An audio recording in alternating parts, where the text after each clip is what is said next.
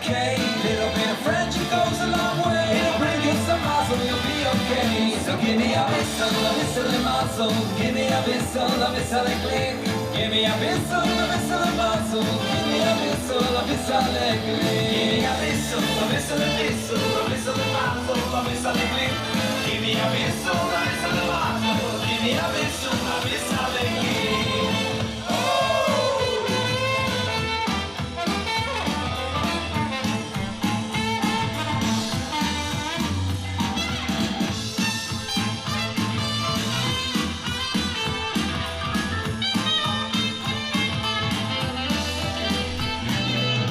Reach out your hand to a friend, don't hesitate. Hot chocolate is all that it takes. A good vach! Shavua Tov, how are you, my holy sisters and brothers? We're starting a new week with some beautiful learning on a Saturday night. How is everybody doing? Let's light up the darkness. My Dodgers are locked in a duel against the Atlanta Braves in the 9th inning. But enough is enough. I wanted to do our show. I'll find out the results afterward. It's only game one.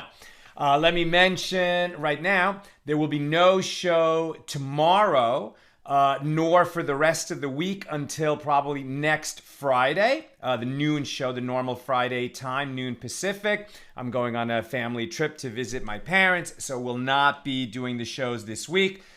Please continue reading on your own if you're reading. And next Friday, we will do a highlights and key points of this week's pages.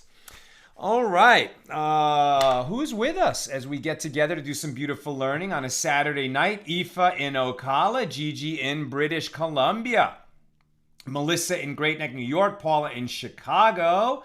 Who's that? Gadil in saying Shavua Tov, Larry in Queens, New York, Nancy in North Carolina, Bill in Missouri.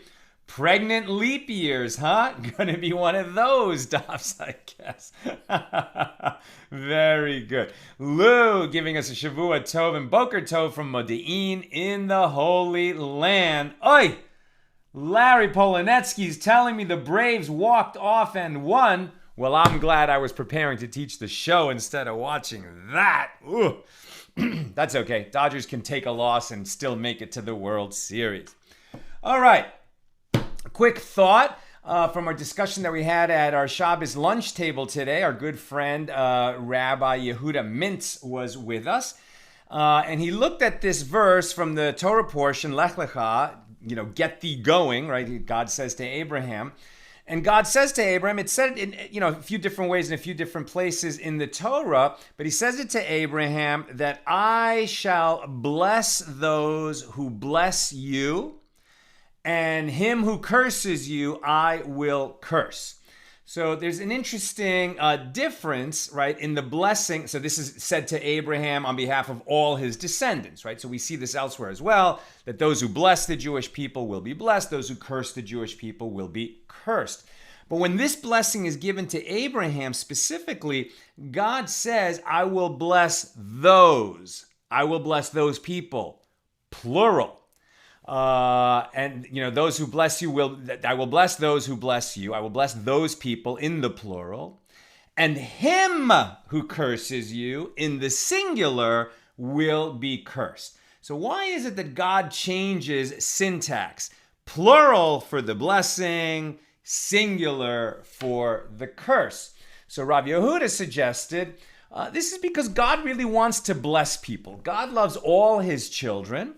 The Jewish people are going to be a kind of very small and vulnerable people out in the world who nevertheless are bearing this wonderful gift for the world, right? They're going to be the carriers of the Torah, as it were, and then doing things like what we're doing right here, sharing Torah with the world, just demonstrates that the Torah is a gift for the world, simply carried into the world by the Jewish people, but it's for everybody. But nonetheless, it's going to remain a small people for a long time.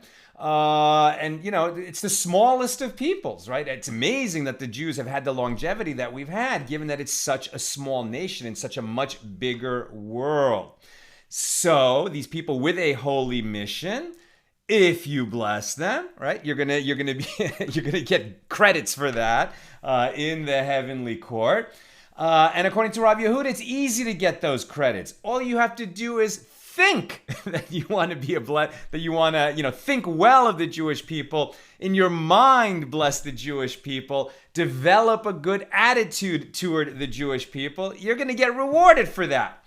Him who curses the Jewish people, that has to be more active, right? More than just a thought, a little bit of hate in your heart. It's not going to do you much good, but it's not going to draw this curse from God. But if you speak that aloud, if you act on it as a Jew hater, as an anti-Semite, then trouble is going to come your way. But God is promising Abraham that don't worry so much.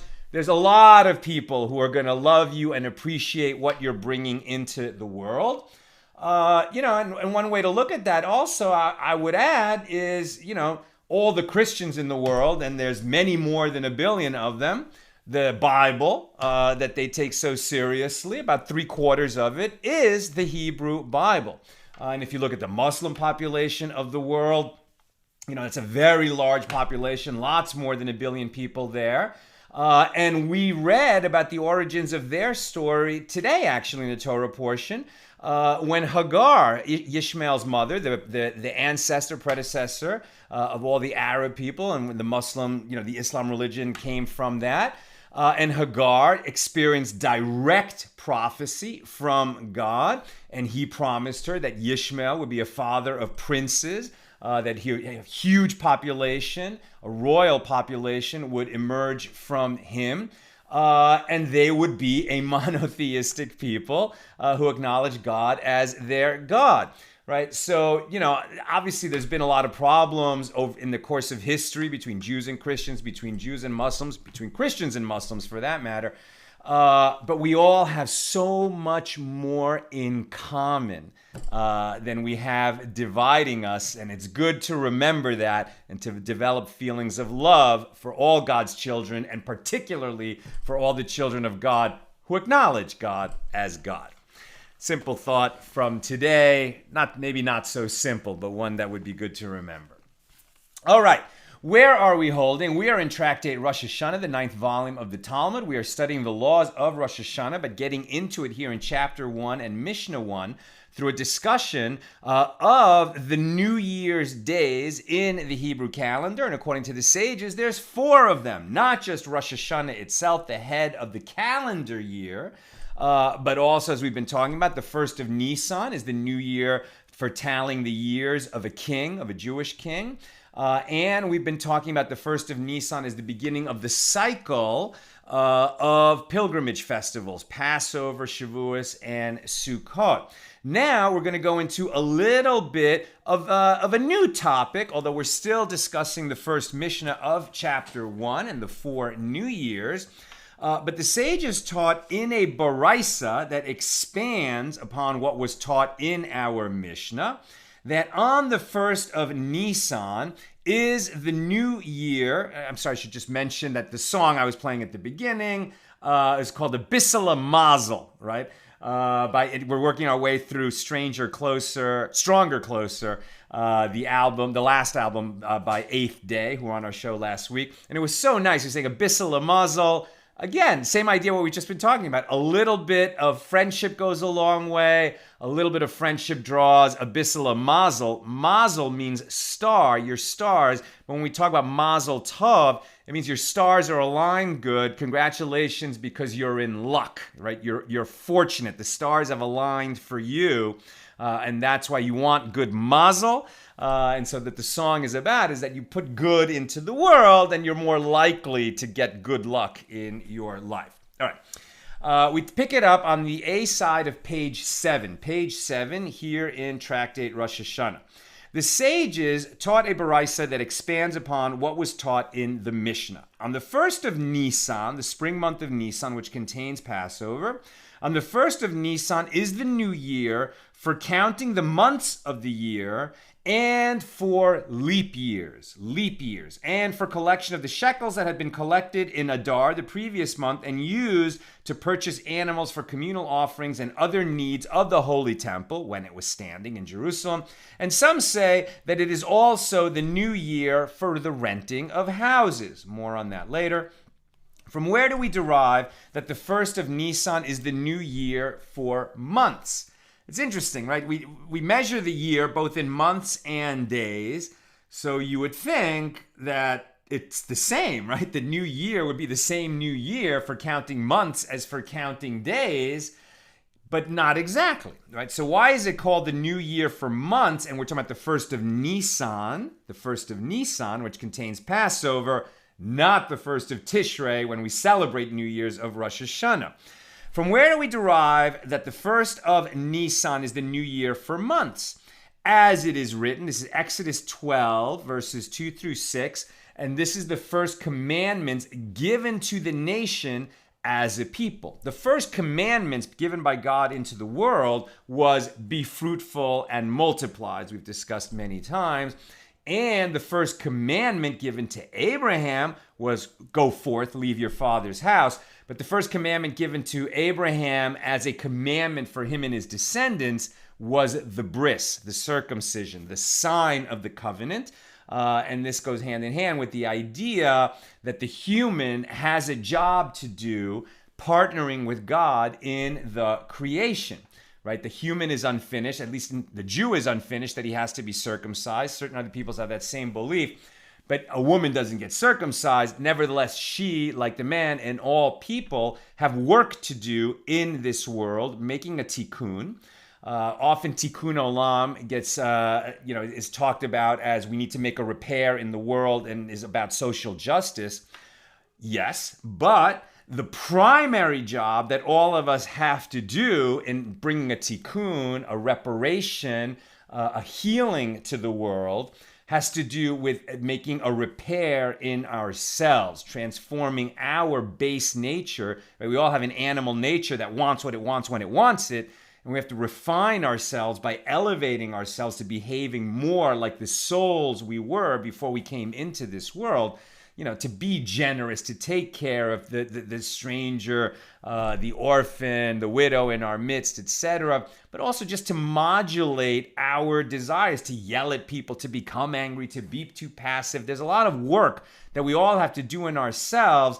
And before we go telling other people what they should do and what changes they should make and how they should be, we have to be prepared to transform ourselves. And the visible sign of that was the first commandment given to Abraham, the circumcision.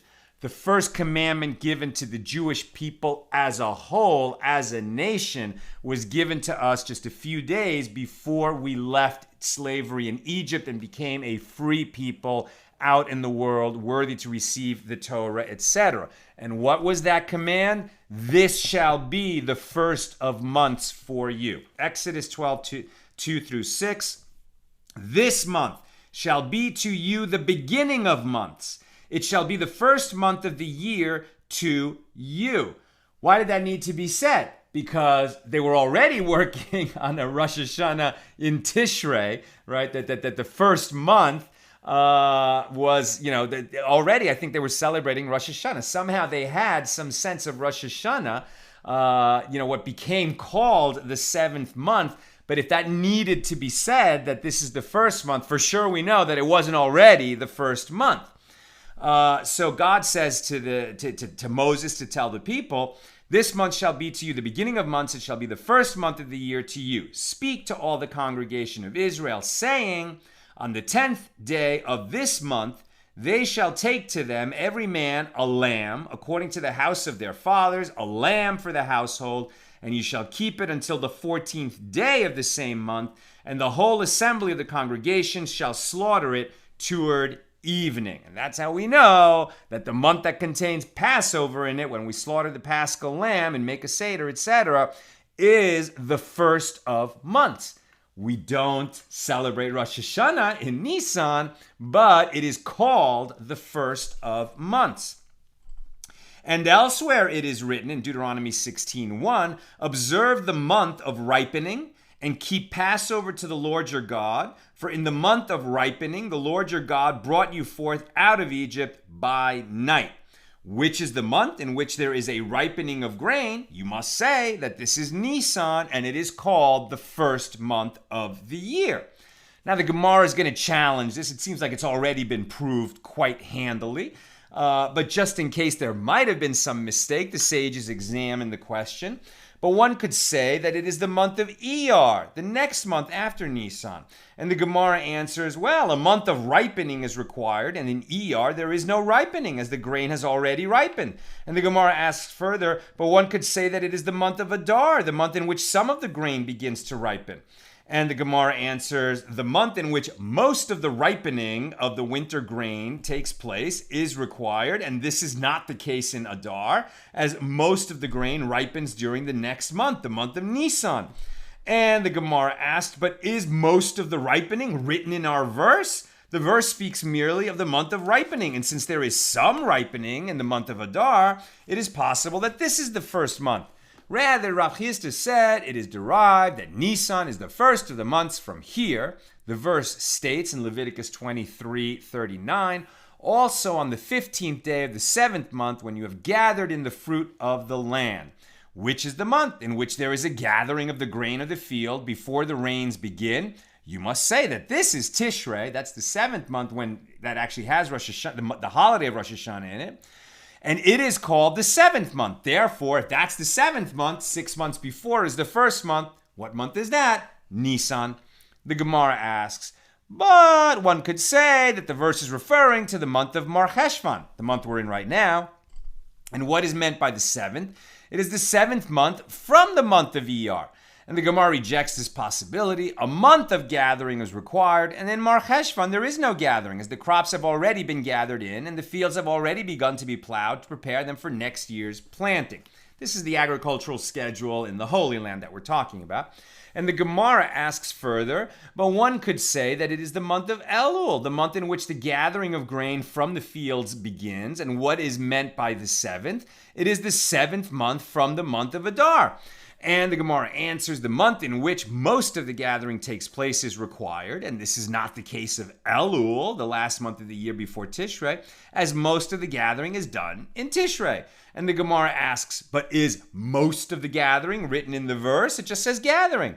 So rather, Ravina said, this matter we did not learn from the Torah of Moses, our teacher. In other words, the Torah never spells out which is the first month and which is the 7th month. It just says this month shall be. Now it's obviously came down to us that we have Passover in Nisan. But since it wasn't spelled out in the Torah, it doesn't matter to the sages that they'd already been doing that for 1,300 years. They're just saying, how do we know for sure from a scriptural source that the month of Nisan is the springtime month in which Passover is supposed to happen and which is called the first month of the year? And so Ravina says, well, this matter we did not learn from the Torah of Moses, our teacher. Rather, we learned it from the texts of the tradition, meaning from the Bible, but not from the 5 books of Moses, rather from the prophets and the writings, the later books of the Bible. How do we know? Because in the book of Zechariah 1:7, it says, on the 24th day of the 11th month, which is the month of Shvat. So now it says both the number of the month and the name of the month. If Shvat is the 11th month, then Nisan must be the first month. Rabba Bar Ula said, it is derived from here, as it is stated, Book of Esther 2:16. So Esther was taken to the king, Achashverosh, in his royal house, in the 10th month, which is the month of Tevet. Rav Kahana said, it is derived from here on the 4th day of the 9th month in Kislev. That's Zechariah 7:1. Rav Acha Bar Yaakov said, it is derived from here, as it is stated, and the scribes of the king were called at that time in the 3rd month, that is the month of Sivan, Esther 8:9. And if the 3rd month is Sivan, which is the month I was born in, right, that's a summer month, then the first month must be Nisan. Rav Ashi said, it is derived from here, also from the book of Esther at 3:7. He cast Pur, that is the lot, before Haman from day to day and from month to month to the 12th month, And that is the month of Adar. If Adar is the 12th month, then Nisan is the first month. And if you wish, say that it is derived from here at Esther 3:7 in the first month, that is the month of Nisan. I don't know why we needed all those other derivations if it just says flat out in the book of Esther that the first month is Nisan. And the Gemara asks, and all the others, what is the reason that they did not just say it is derived from here, the last verse mentioned, which is explicitly referring to Nisan as the first month? And the Gemara answers, well, it is because one could perhaps have said what is meant here by the first. It means the first in relation to its matter, i.e. the months of the decree, and so it cannot be proven from here that Nisan is the first of the months of the year, but it would seem that the other proofs would nail that.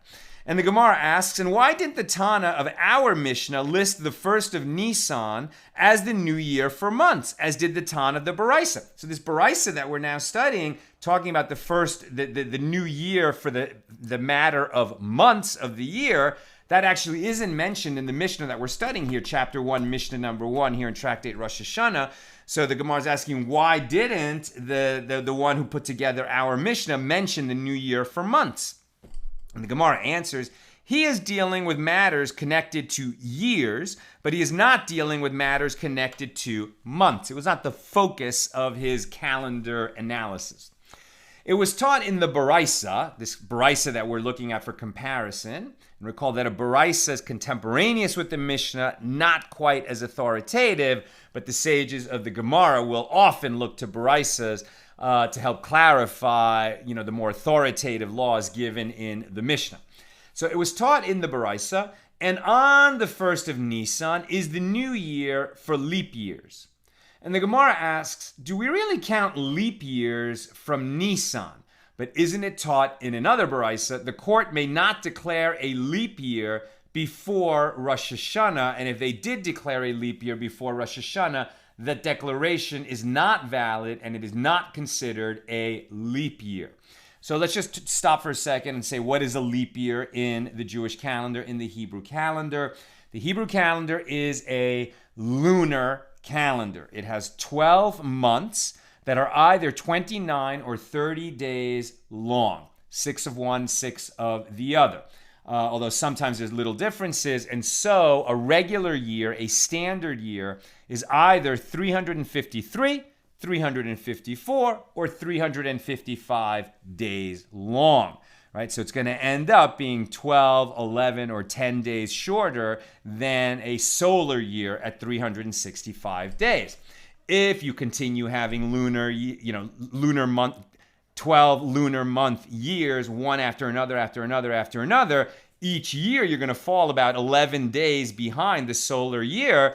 And eventually, your springtime months are happening in the fall. Your summer months are happening in the winter. You're going to get completely out of whack with the solar calendar. And you can't do that with the Jewish year, because there are holidays in the Jewish year that are very much tied to springtime customs of planting and harvesting winter grains, fall time holidays that are very much tied to the harvest and bringing the produce of the harvest to Jerusalem to decorate the streets of Jerusalem for Sukkot, etc. So to keep this lunar month calendar in sync with the solar year, when the calendar was originally developed, there's the idea that you add an entire month either every second or third year. In other words, in 19 years, there's going to be 7 that are leap years. They happen in the 3rd year, the 6th year, then the 8th year, then the 11th year, and I think the 14th year, and then the 16th year.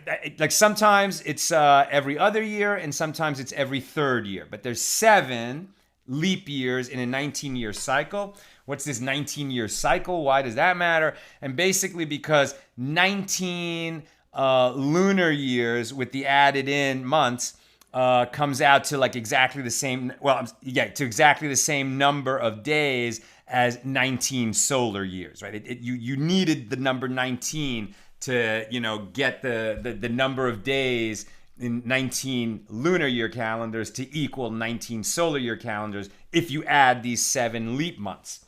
right? So when you are having a leap year, and we're in one now, when does the leap month get added? Right before Nisan, right before the new year of leap years, the new year of the calendar of the months, the new year of kings, the new year of the pilgrimage festival cycles. So Adar, which contains Purim, is the last month of the year, and then they add one more. Not the last month of the calendar year, which begins at Rosh Hashana, but the last month of the year as originally given to Moses and the Jewish people in the Torah, that the springtime month of Nisan will be the first of months. So right before that, we add a leap month of Adar. What we're learning now is, recall that in ancient times, the calendar was not predictable and fixed in advance, in the sense that whether it was going to be a full month or a not full month, meaning a 30-day month or a 29-day month, was only declared when witnesses saw the new moon, came to the Sanhedrin in Jerusalem, testified, they were examined about what they saw, testified the moon that they saw, this little sliver of the moon, and then the Sanhedrin says a new month has begun, and then the word would go out. Eventually, that was not sustainable because the Jewish community had grown too far. Most of it was outside of the land of Israel. You couldn't get the word there in time. Persecution, Roman persecution was happening in the Holy Land, and they just established the calendar for all time according to pre-made calculations. And we know when it's going to be a full month or a not full month, when it's going to be a leap year, etc. Everything is already determined in advance for the next 10,000 years.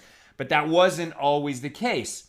So just as the Sanhedrin would declare whether a month was full or not, when that next month was going to begin, so too the Sanhedrin would decide when a month was going to be added to the calendar, and there was a deadline, or actually, like, you couldn't make that declaration too early. They couldn't say we're going to add a second Adar until after Rosh Hashana had passed. That's what we're learning now. Right? So it was taught in the Baraisa, and on the first of Nisan is the new year for leap years. And the Gemara asks, do we really count leap years from Nisan? But isn't it taught in a Baraisa the court may not declare a leap year before Rosh Hashana? And if they did declare a leap year before Rosh Hashana, the declaration is not valid and is not considered a leap year. But due to pressing circumstances, i.e. religious persecution, it may be declared immediately after Rosh Hashana.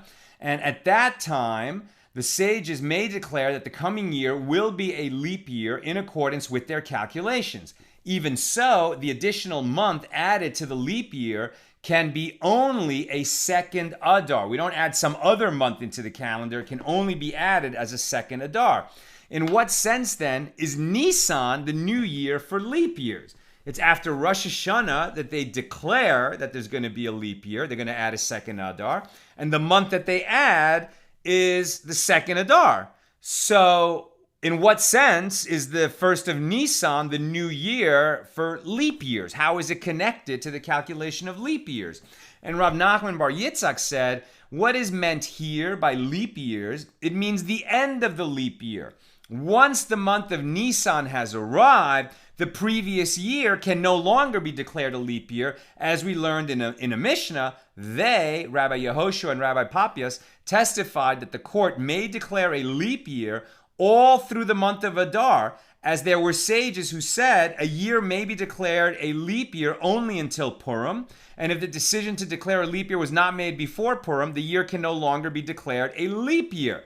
They say, but this opinion, Rabbi Yehoshua and Rabbi Papias, says you can't declare that it's going to be a leap year before Rosh Hashana. But after Rosh Hashana, you can, and the Sanhedrin had the power to do that all the way up into Adar. Some said by Purim they have to make the decision. If they haven't decided by Purim, they're not going to add a month that year. But according to this opinion, even by the end of Adar, as long as the first of Nisan hasn't arrived, they could still say, and we're going to have a second Adar. Right? So now we see why the first of Nisan is the new year for leap years, because once the first of Nisan has arrived, if they haven't already declared a leap year, it's out. They can no longer declare that it will be a leap year because we're out of Adar and the possibility of adding a second Adar. By the way, why is this called pregnant? On the Facebook show, it's called the strange and pregnant leap years of the Hebrew calendar. And it's because a leap year is actually called a pregnant year in Hebrew because it has that whole extra month.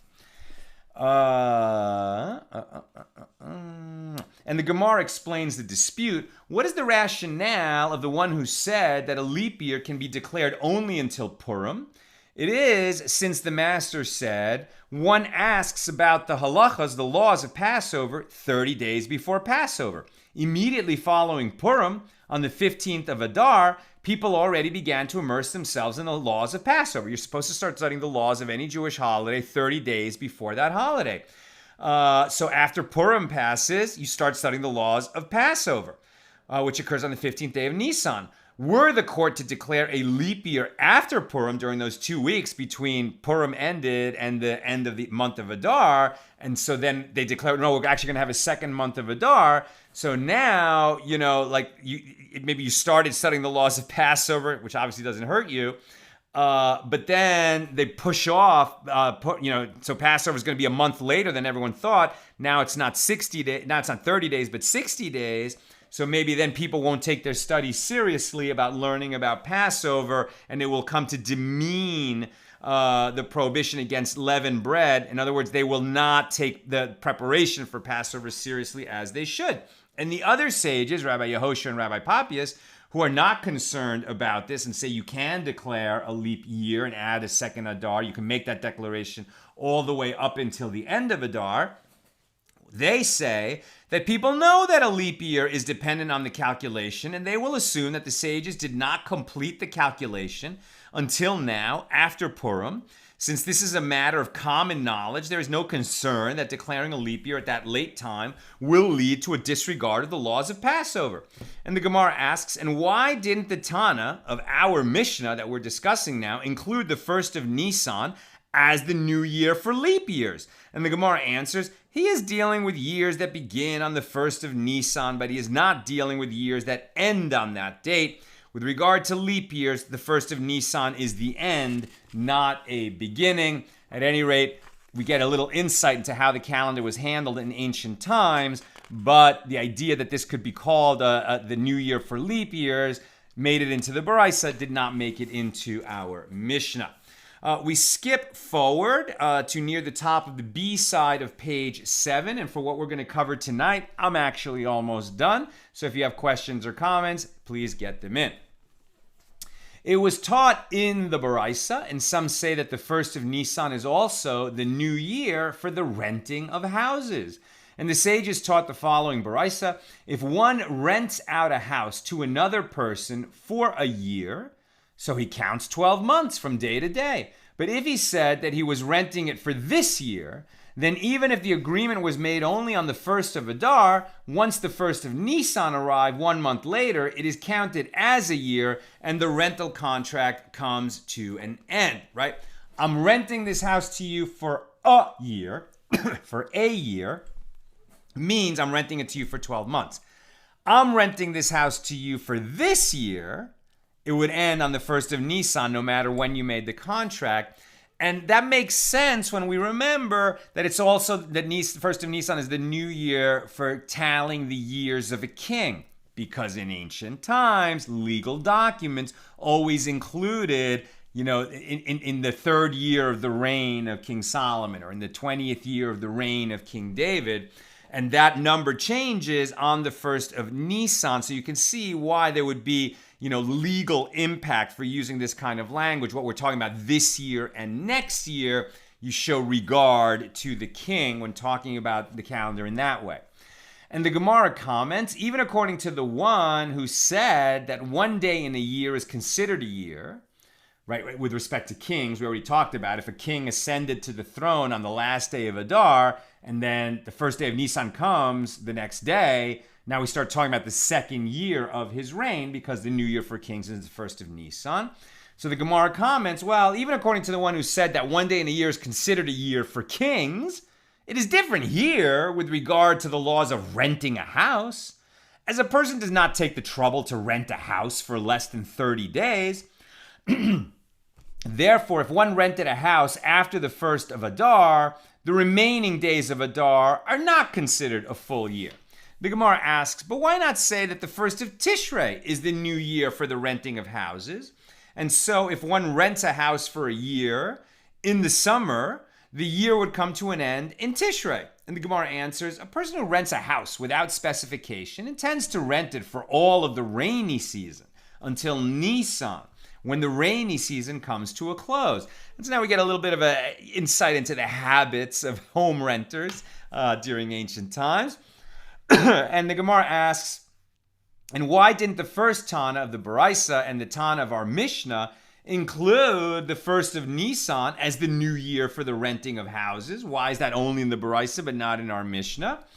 And they hold that even in Nisan, it is common that the sky becomes covered with clouds and the rain falls. Therefore, one who rents a house does not have in mind to rent it only until the first of Nisan, as presumably he does not want to find himself in a situation where he is homeless when it is still raining. So it seems like maybe there were people, who were happy to live in tents during the dry months, but for the rainy season, they're going to rent a house, right? So that seems to have been a habit in those times. And the people were going to be somewhat careful to make sure when they rented the house, they were going to have a house throughout the whole rainy season, even if the rainy season extended a little bit into Nisan. Okay, let's go to comments and questions. Julie Christensen, is it true on Rosh Hashana you are to try a new fruit that you have never had before, and why? Okay, so I'm not fully prepared on this, but it's not that it's nice if you can have a fruit you've never had before. That would be beautiful. But really what you have to do is have a fruit that you haven't had yet that year so that you can make a shechechianu. And we also want to do that in the spring with a springtime fruit. In fact, any time that you're having a fruit for the first time in a year, you can say shechechianu. Blessed are you, Lord our God, ruler of the universe, who has sustained us and brought us to this season. In other words, thank God we're still alive and we live to try the new fruits of this year. We have a loquat tree in our backyard, so the first time we have a loquat in that year, then we can say the shechechianu. The loquat will bear fruit a couple different times during the year, so then you have to kind of check, wait a minute, which is the new year for the trees and the fruit of the trees. Now there I think it's Shvat, right? It's Tu B'Shvat, the new year for the trees, but now I'm not sure. I think maybe that has to do with Orla, and when do you make Shechechianu and you're dating for that purpose. There's a difference between the new year for the trees and the new year for the fruits and the plantings. And I'm sure we're going to get to that. We're not quite there yet. But the idea of trying something, of having a fruit that you haven't had yet, is so you can make shechechianu. If there's a teaching, try a fruit that you've never had at all, I like it. I'm just not familiar with that teaching. I'm going to have to look into that. But I have heard long time ago that we will have to answer when we reach the next world, when our bodies die and our soul leaves this world and returns to the world of souls, and we're going to be questioned about all the things that we did during our lives for good and for bad. We're going to be held accountable. And the questions that you're asked, right? The first question is, were you honest in your business dealings? In other words, were you honest when no one else was looking and you could easily get away with it? Were you honest because you're a God-fearing person, a moral person? Did you set aside regular times for Torah study, etc., like we're doing here? Good job. But also, you'll be held to account for all of the permitted pleasures that the world had to offer, and you did not partake of them. Right? God gives us so much goodness in this world. And we should try all the fruits that are available for us to try. And we should do everything that's permitted. No, we should not engage in things that are pleasurable but are prohibited. No, they're prohibited. It's an aver, it's a sin to engage in those things. But all the pleasures that are permitted, all the goodness that God bestowed on us, we should at least make an effort to enjoy those things. And all the more as we walk through our day and we start to take for granted, that the leaves are kind of shimmering on the trees, that a breeze is blowing, that, it's good weather, we're seeing our friends, we're, all the beautiful stuff that we enjoy in this world. We have to remember to be thankful for it. But every time we try a new fruit, beautiful, right? I mean, then you have something that you can make a bracha over it, and you can say that you partook of this goodness that God gave us. It's a beautiful thing to do. Let's be able to answer as best we can when we're asked, did you partake of all the permitted pleasures that God gave you? That's what I've got for us today. As I mentioned at the top of the show, I will be traveling tomorrow and visiting my parents for the rest of the week. Please join me praying for a refuah shlema for my mom. As I've mentioned at other times, she has a frontal lobe dementia. It's been many years since I was able to have a conversation with my mom. I miss her terribly, but she's still alive and in this world, and I'd like to visit my parents and sit with my mom. The communication is not verbal. Recently, when I sit with her, the last time I went was the first time that she didn't recognize me visibly. She didn't have that visible eyes light up and joy, although like the second day of the visit, it was better. And it's hard to understand why dementia is a part of God's plan. I know that God is good and there's a reason for it. And I don't know, and none of us know what's going on in the mind of either, somebody who has dementia or somebody with locked-in syndrome. I mean, there's a lot of conditions where you don't know what's going on in the mind. But the mind is a strange, rich, and wonderful domain. And for all I know, my mom is doing very important work. Her soul is working stuff out in that, in that place where she is. At any rate, I'll be sitting with her and visiting my dad and hanging out with my brother. We're having a joint visit, my brother and I meeting in Florida. It's a nice thing for our family.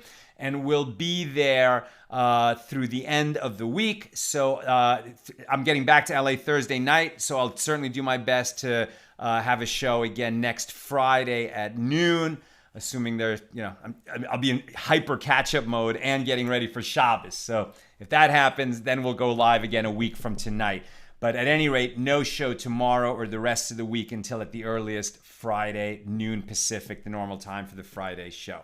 Keep reading, and we'll do a highlights show, key points show when I get back.